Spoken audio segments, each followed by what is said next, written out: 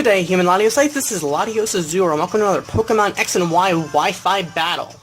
Now, this time I actually try out a UU team, yet my opponent is clearly not using a UU team, so this does get a little bit interesting. So this is what happens in my battle against Vikram.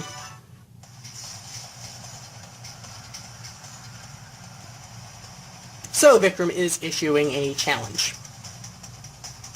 And he starts off with his Luxray. So I just go into Cinccino, and yeah, he gets Intimidate down on me. Now, I actually switch out because I don't feel like dealing with Intimidate since Cinccino is actually a physical attacker. So I just go into Rotom, because I'm expecting him to possibly go for like a, some kind of like a T-Wave or something. But he ends up going for the Superpower, which turns out it's probably a good thing I went into Rotom, otherwise that probably would have taken out Cinccino.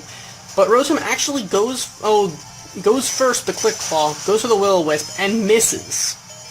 So, I mean, I don't think the Quick Claw really mattered because Rotom is clearly faster, so I just go, second Will-O-Wisp actually hit. So, yeah, I was able to get the burn down, so I figured that'll probably weaken the Luxray a little bit, even though it will cost me my Rotom.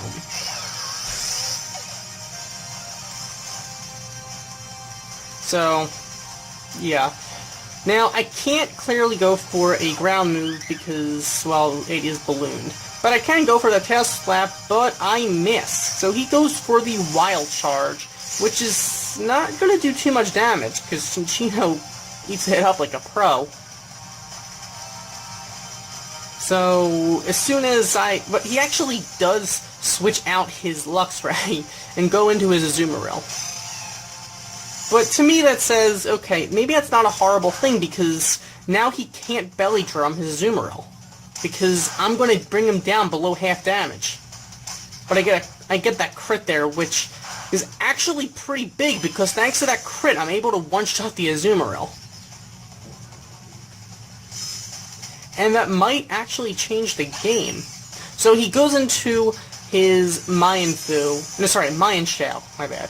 And I just get scared and just switch out into Victini. So he goes for a Draining Punch, so it turns out, yeah, it's probably a good thing I went to Victini, otherwise that would have done a lot on Cinccino. Victini can just take it like a pro because of the type, well, Victini's type advantage over Mayan Shell. Gets a crit on the Psychic. I don't know if the crit was necessary or not, but whatever. A crit's a crit. So he goes back into Luxray. Lowers the physical attack of Victini, but I'm not too concerned because this is a special Victini, not a physical one.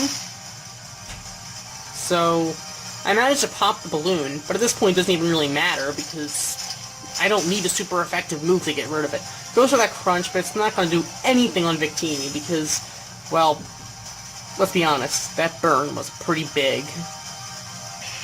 And then the burn damage does take down Luxray that same turn. So, he goes into Arcanine. It's going to intimidate me further, but I'm not too concerned once again because this is a special Victini, not a physical one. But that Bulldoze, that kind of concerns me. So I go for a Psychic for Stab. I'm just hoping to do at least half damage, because I know Victini is probably not going to be able to last another turn, and I do, so I just switch into Porygon 2, because I figured Porygon 2 is more likely to survive a Bulldoze. So, I actually do go into Porygon 2, traces the Intimidate, and lowers the Arcanine Zone attack, which is kind of nice. Goes for the E-Speed, though. Probably because he might have, I don't know. I don't know why he would have gone for the E-Speed, because I believe he's fast, his Arcanine is faster than Victini, but whatever the case. So, whatever the case, Porygon 2 is able to just eat up whatever that Arcanine does. I just go for a Tri-Attack and take it down. So, then he goes into his Garchomp. And Mega Evolves it. At that point I'm thinking, okay, this can go one of two ways. The first way, the Garchomp is able to OHKO Porygon 2. Second one, I'm able to land the Tri-Attack. Well, goes for the Brick Break, but Porygon 2 is able to survive it. Land the Tri-Attack, and then he just goes for Dragon Claw, and yeah. Porygon 2 was not going to survive a Dragon Claw from a Mega Garchomp. That just wasn't going to happen. So I went into Swampert. Well, I figured you just go for an Ice Punch. I figure Swampert can survive a Dragon Claw pretty easily, and just go for that Ice Punch. Now, the thing is that Dragon Claw did a little bit less than half. So, I mean, there was no way that, even with a crit, that Garchomp wasn't going to have a chance against Swampert. So he brought out his Mamoswine, went for an Earthquake, and I'm thinking, yeah, okay. And then he gets a crit. So yeah, that crit really, I'm pretty sure that crit mattered. So he took out Swampert. So I was just going to go for a Bullet Seed because it would be super effective. But he goes for a, priority move because he probably knew that he was definitely slower. He just wanted to try to take out Cinccino before Cinccino could take out him. But he does fail in that, and Cinccino is able to easily just one-shot the Mamoswine. And that is the game.